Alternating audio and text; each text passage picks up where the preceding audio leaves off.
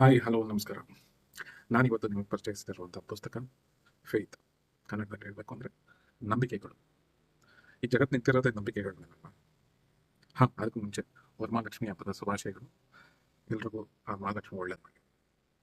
ಮತ್ತು ಪುಸ್ತಕಕ್ಕೆ ಬರೋಣ. ಇವತ್ತು ನಾನು ಪರಿಚಯಿಸ್ತಿರುವಂಥ ಪುಸ್ತಕ ಫೇತ್. ಇದು ಬರೆದಿರುವುದು ನನ್ನ ನೆಚ್ಚಿನ ಬರಹಗಾರರಲ್ಲಿ ಒಬ್ಬರಾದ ದೇವದತ್ ಪಟ್ನಾಯಕ್.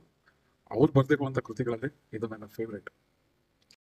ಈ ಪುಸ್ತಕ ಯಾಕೆ ನನಗೆ ಇಷ್ಟ ಅಂದರೆ, ನಾನು ಚಿಕ್ಕವನಾಗಿದ್ದಾಗ ನಮ್ಮ ತಂದೆ ತುಂಬ ಕಥೆಗಳನ್ನ ಹೇಳ್ತಿದ್ರು. ಪಂಚತಂತ್ರದಿಂದ ಹಿಡಿದು ಪುರಾಣ, ಐತಿಹಾಸಿಕ ಎಲ್ಲವನ್ನೂ ಹೇಳ್ತಿದ್ರು. ಆವಾಗ ಸಾಕಷ್ಟು ಪ್ರಶ್ನೆಗಳು ನನಗೆ ಉದ್ಭವಿಸ್ತಿತ್ತು. ಅವರು ಅವ್ರ ಲಿಮಿಟೇಷನಲ್ಲಿ ಉತ್ತರ ಕೊಡ್ತಿದ್ರು. ಬಟ್ ಇನ್ನೂ ಆ ಕುತೂಹಲ ಹಾಗೆ ಇರ್ತಾಯಿತ್ತು. ಅಂದರೆ ಎಷ್ಟೋ ಸತಿ ಏನಾಗುತ್ತೆ ಅಂದರೆ ನಮಗೆ full length in depth insight ಸಿಗಲ್ಲ. ಸೊ ಆ ಕುತೂಹಲ ದಾಹ ಇನ್ನೂ ಜೀವಂತವಾಗಿ ಇದೆ. ಸ್ವಲ್ಪ ಮಟ್ಟಿಗೆ ಆ ದಾಹ ಇರುವಂತೆ ಮಾಡಿದ್ದು ಈ ಪುಸ್ತಕ ಅಂದರೆ ತಪ್ಪಾಗಲ್ಲ.